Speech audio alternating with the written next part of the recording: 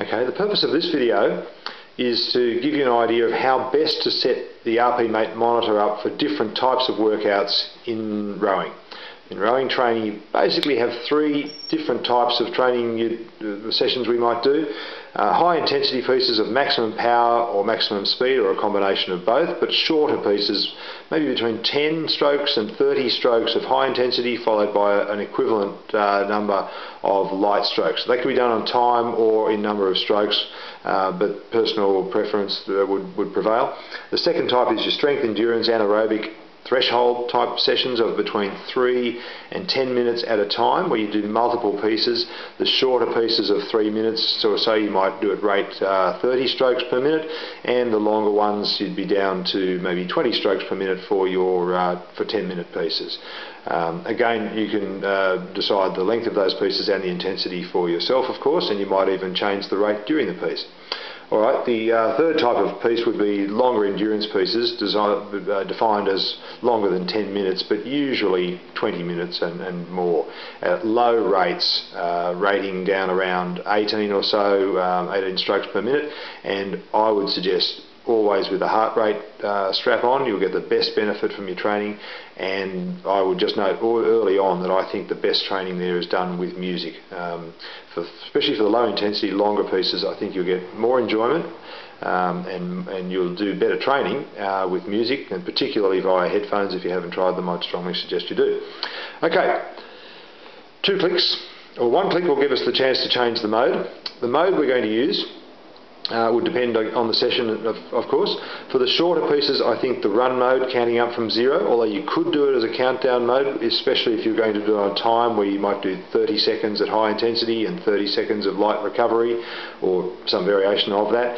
I would normally use it in run mode and count upwards, and use the stroke count facility in the bottom left hand corner to allow me to see where I was up to, and I'd be doing maybe 15 strokes on and 15 strokes off, or 15 strokes firm, 15 strokes light.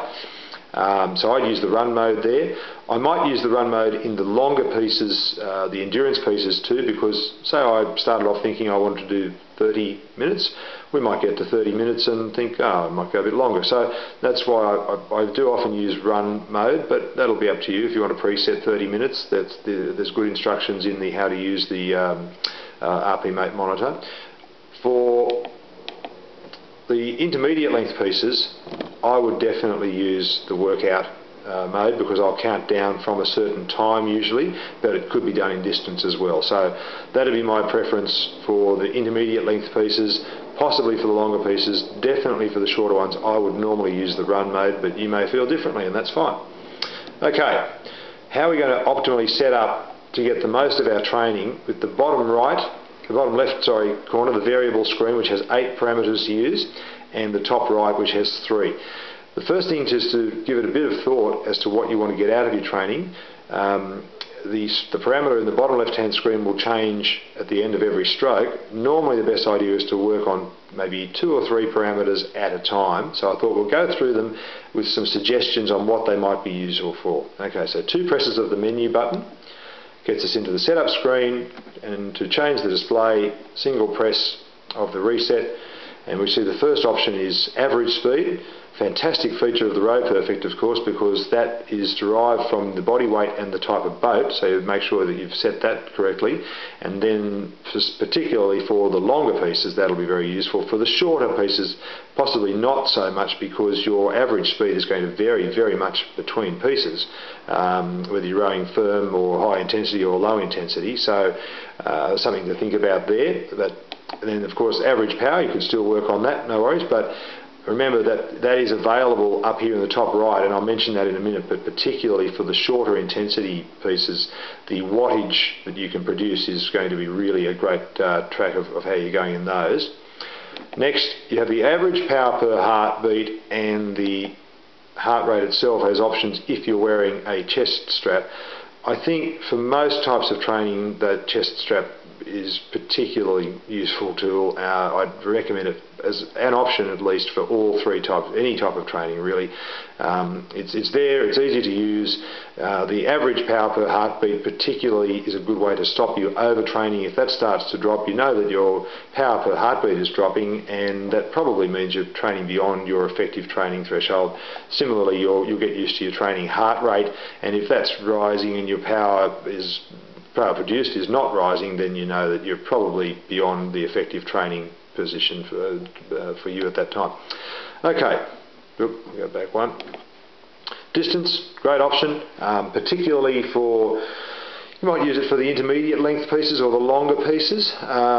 It is going to show up in the bottom right hand corner, of course, as at least at the end of the piece. So if you're using time and you particularly would like to track distance, then that's a good option.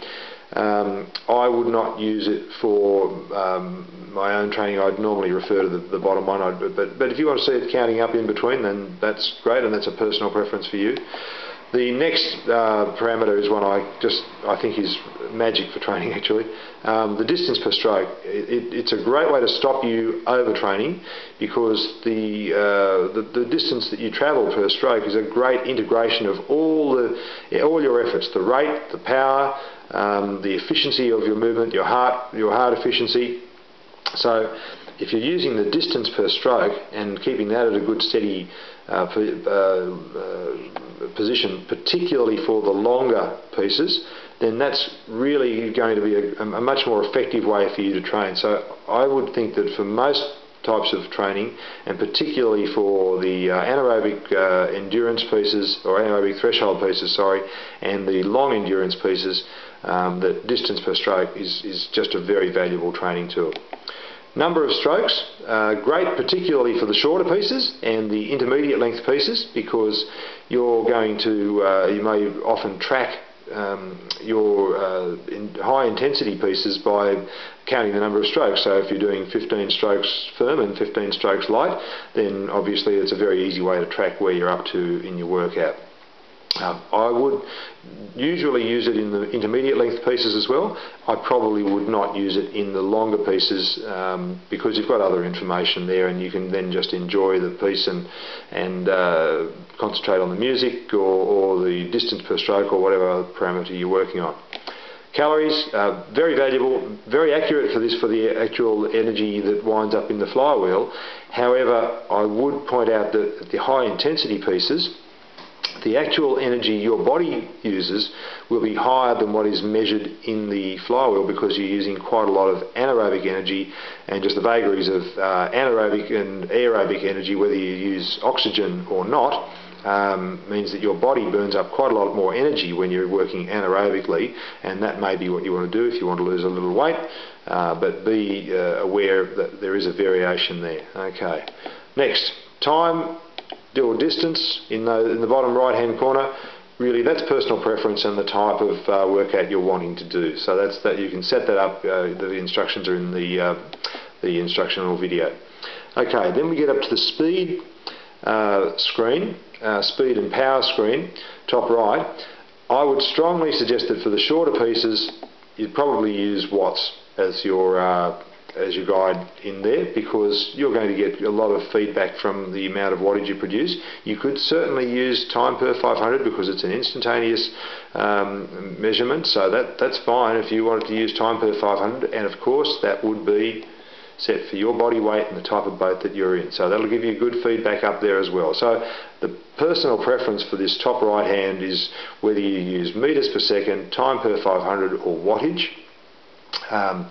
Either way, you're getting instant feedback at the end of each stroke as to how your workout's progressing, and you'll get that may just come down to personal preference. But for the shorter pieces, wattage would certainly be a major one for me.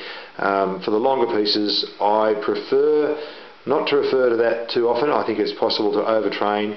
Better off to use the distance per stroke feature down here for the long endurance pieces, 20 minutes and longer. Okay, well, hopefully that's a few ideas for you on how to get the most out of training on the Rowperfect.